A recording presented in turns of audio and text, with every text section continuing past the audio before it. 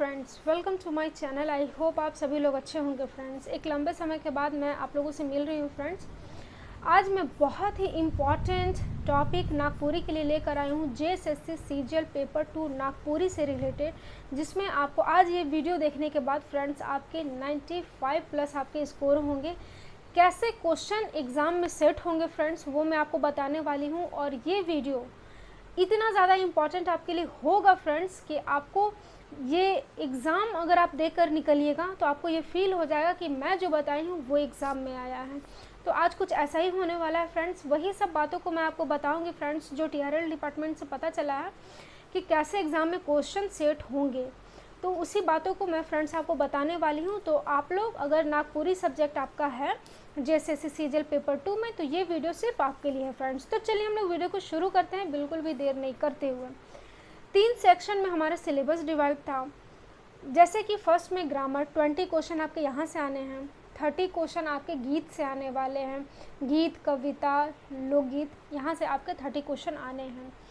लोक कथा, कहानी, शिष्ट कथा और आपके नाटक से क्वेश्चन और कवि लोग के बायोग्राफी से आपके क्वेश्चन यहाँ आने वाले। मतलब 50 क्वेश्चन आपके लोक कथा हो गए, शिष्ट कथा हो गए, फिर आपके नाटक हो गए और कवि लोग के बायोग्राफी के बारे में आपको पढ़ना है। तो यहाँ से आपके 50 क्वेश्चन आएंगे। तो सभी चीज़ों को मैं आपको क्लियर कर दी कि किससे कितने क्वेश्चन आने वाले हैं। तो अब चलिए हम लोग गीत और कविता के बारे में बात करते हैं कि यहाँ से क्वेश्चन कैसे बनेंगे।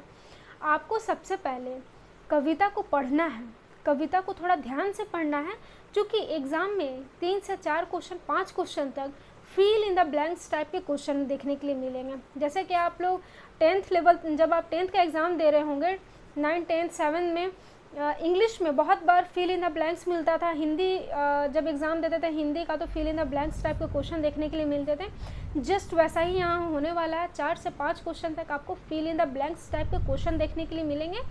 तो आपको कविता को थोड़ा, कविता हो गया, गीत हो गया, आपको ध्यान से पढ़ना है कि कौन सा वर्ड के बाद क्या आ रहा है। इसको थोड़ा सोच समझ के थोड़ा ध्यान से पढ़िएगा।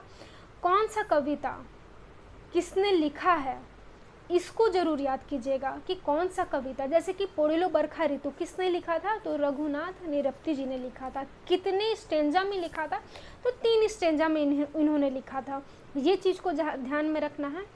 ध्रुवन पद इसका क्या है, तो दुख दारुण है झूले सदा कमल नयन। इसका जो ध्रुवन पद है, एग्ज़ाम में ध्रुवन पद पूछ दिया जाएगा कि ये ध्रुवन पद किसका है। तो आपको नाम याद होना चाहिए कि ये ध्रुवन पद जो है ये पोड़िलो बरखा ऋतु का ध्रुवन पद है। तो इसी तरह से आपको सभी, और हाँ यहाँ एक चीज़ और आप ऐड कीजिएगा कि जो भी गीत, जो भी कविता है, वो कौन से रस में सना गया है। जैसे पोड़िलो बरखा ऋतु जो है ये करुण रस में सना गया है, कौन सा वीर रस से सना गया है, मतलब कौन सा, जैसे कि जागा जागा वीर रस से सना गया है। ठीक है, तो सभी चीज़ों को जो मैं बताई, आपको ध्रुवन पद याद रखना है, कितने स्टेंजा में लिखा गया है, इसको आपको ध्यान में रखना है। फिर उसमें जैसे पोड़िलो का मतलब, आपको कुछ वर्ड जो है उसको आप अंडरलाइन करके याद कीजिएगा। और एग्ज़ाम में 1-2 क्वेश्चन ऐसे भी बनेंगे कि जैसे पोड़िलो का मतलब पूछ देगा, पोड़िलो का मतलब क्या होता है, तो आगमन होता है।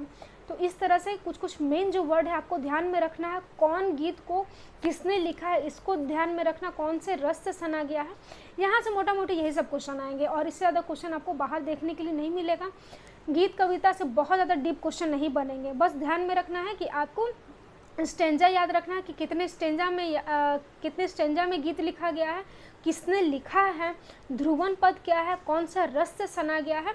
और मोटा मोटी आपको बस थोड़ा बहुत कविता आपको थोड़ा एनालिसिस कर लीजिएगा कि कौन सा कविता, मतलब कि याद थोड़ा बहुत ध्यान में रखिएगा कि कौन सा लाइन के बाद कौन सा लाइन है, ताकि fill in the blanks type का मिले तो आप क्वेश्चन सॉल्व कर लें।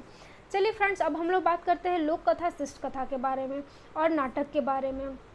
बायोग्राफी से भी आपके 8-10 क्वेश्चन आने वाले हैं। तो आपको देखिए, जैसे कि प्रफुल्ल कुमार राय के बारे में, इनका जन्म कब हुआ था, इनका मृत्यु कब हुआ था, इनका जो किताब छपा था, कौन कौन सा किताब छपा गया था, तो ये सब आपको सभी के बारे में आपको जानना होगा। इससे आपका जो क्वेश्चन छपेगा, जैसे बायोग्राफी से जो क्वेश्चन होने वाले हैं वो जन्म से क्वेश्चन हो सकता है, इनका जन्म कहाँ हुआ था, ये मरे कहाँ थे, कौन सा किताब छपा था, ठीक है, इससे ज़्यादा नहीं, कौन सा किताब छपा था और कौन सा किताब नहीं छपा था, बस इतना ही आपको इसमें ध्यान में रखना है कि कौन से राइटर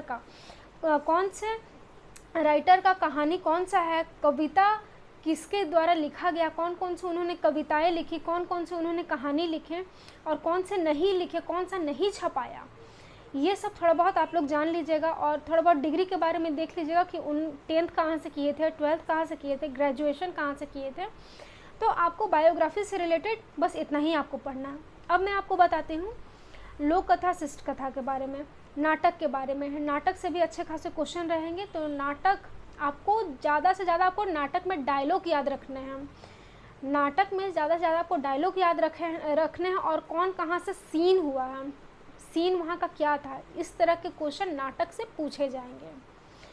लोक कथा शिष्ट कथा में आपको देखिए जो कहानी होंगे उसमें आपको ये ध्यान देना है कि स्पेशल कैरेक्टर कौन कौन से हैं, कैरेक्टर के बारे में आपको ध्यान देना है। जैसे बिंझिया चैप्टर एक लंबा, एक अच्छा, बहुत अच्छा इंटरेस्टिंग चैप्टर है, बहुत ही इंटरेस्टिंग है लेकिन बहुत ही लंबा है। इसमें कौन कौन से कैरेक्टर आए, कौन कौन से कैरेक्टर इसमें प्ले किए गए, किसको कौन सा बीमारी हुआ, कौन किसके हस्बैंड है, कौन किसके फादर है। जैसे बिंझिया के हस्बैंड कौन थे, तो रतिया थे। बिंझिया के फादर का नाम क्या था, तो सोहराई था।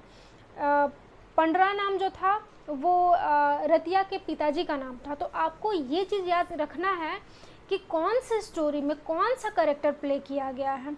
इस चीज़ को आपको ध्यान देना होगा। 3-4 क्वेश्चन आपके यहाँ से भी बनेंगे कि कौन से स्टोरी में कौन सा कैरेक्टर प्ले किया गया है और किसको कौन सा बीमारी हुआ था, किसके साथ किसको कौन सा सज़ा दिया गया।